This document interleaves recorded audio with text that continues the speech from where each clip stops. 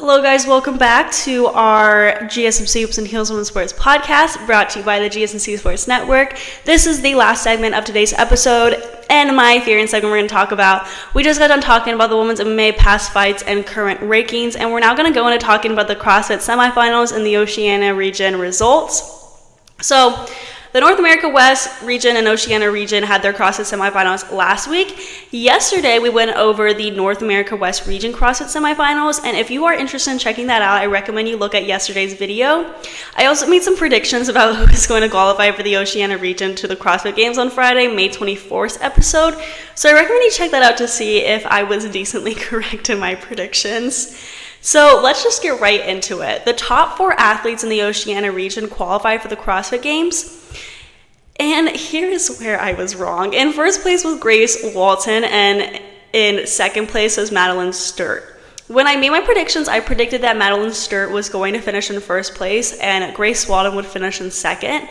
The reason I had Sturt first was because she won first in the quarterfinals and she did very well in the opens. I feel like she had the best, somewhat of a best chance to get first again. Walton placed second in the quarterfinals, so after watching the semifinals, I think the top 2 positions can sort of go back and forth between Sturt and Walton. It all depends on what they're good at, what their weaknesses are, and what their strengths are, and then that depends on how they'll do in the workouts in the games and what the workouts are in general in the games. So we're going to dive into the stats of Walton for her first place position, and we're also going to dive into the stats of Sturt at the same time, because I want to compare the two a bit. I really do think that they can kind of go back and forth in some of a way.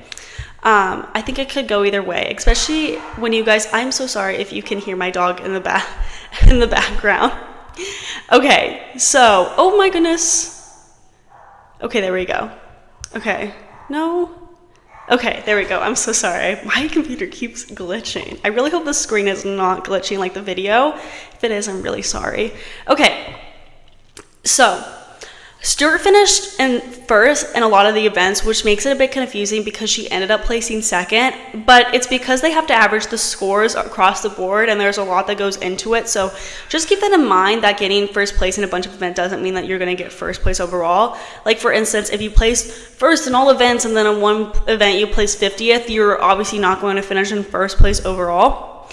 Anyway, let's actually dive into the performances now. So in the first event, it's 5 rounds of an 800-meter run and then 10 clean and jerks. It's a combination of strength and speed, so you need that intense cardiovascular strength and physical full body strength for the clean and jerks. Walton finished third in this event. She had a time of 24 minutes and 59.66 seconds. For Sturt, she finished in first place with a time of 24 minutes and 25.94 seconds. Their times were very close. I think they both have that amazing ability to combine quick bursts of strength and then sprinting. Moving on to the second event, the workout is 5 rounds of 10 double unders. Oh, awesome. Someone just said the screen is fine. Okay, that's good. 10 double unders, 20 toes bars, and 10 front squats. So for this, you really benefit with intense core and leg strength for sure. You got to be able to hold your body weight in all of these, but then also add weight in the front squats. Walton finished in second in this workout with a time of 12 minutes and 42.57 seconds. Sturt finished in first place with a time of 11 minutes and 41.53 seconds. That's a pretty big gap. Sturt kind of dominated this event for sure, considering that it's a full minute apart from each other. Just by looking at the first and second event, I feel like Sturt does slightly better than Walton when it comes to just pure strength movements, like explosive strength workouts, but I'm not saying that 100% sure because both of them excel at the same things in a way.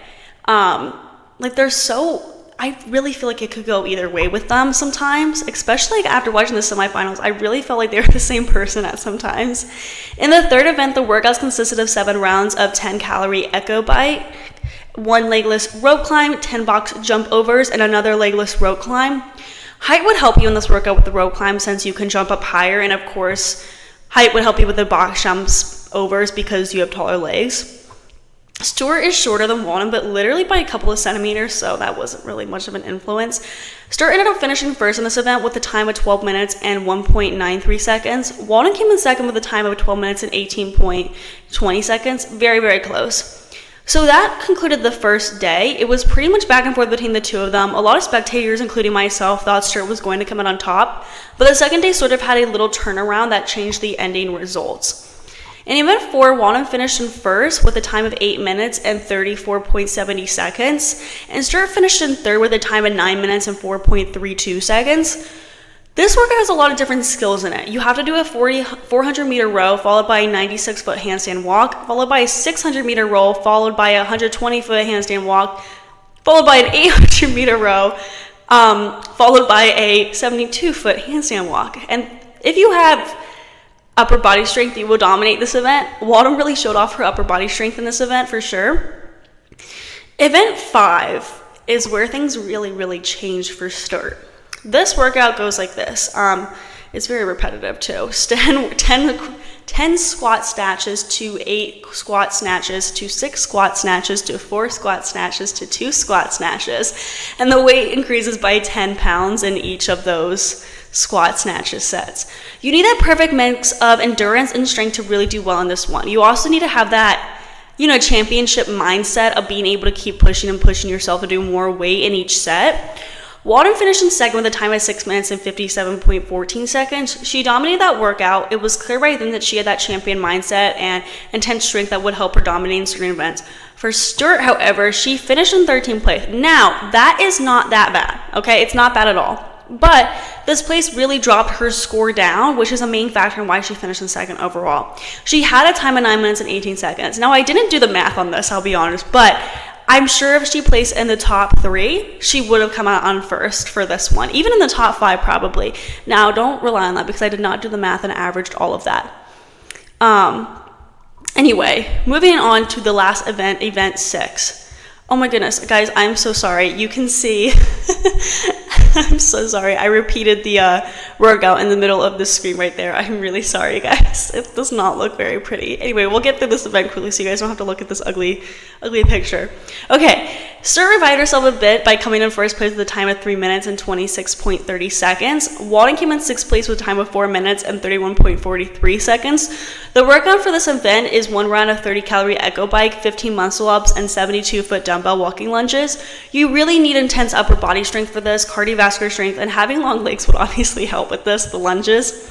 I think in this event, it could have gone either way for Sturt or Walton. I see both of them doing well in this event, and it showed at the semifinals based on their times and placements.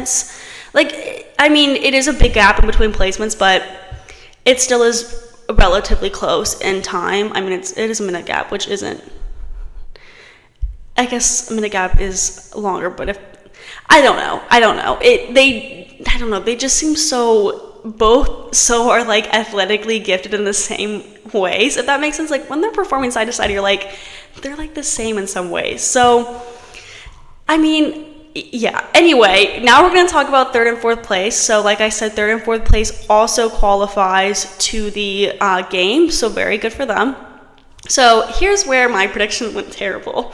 I predicted that Caitlin Van Zyl would finish in 3rd. Well, I was wrong here. She ended up finishing 7th, whoops, and said Daisy McDonald finished in 3rd. I didn't even mention her in my predictions at all, or people to look out for.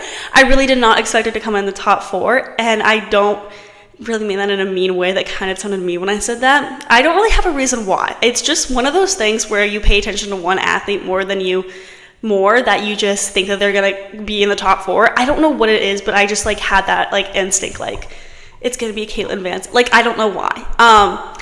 Okay, so let's talk about how Daisy McDonald did. She really impressed me. I feel like she just slipped right through the cracks. In the first event, she finished in 8th with a time of 25 minutes and 48.59 seconds. In the second event, she finished in 3rd with a time of 13 minutes and 38.41 seconds.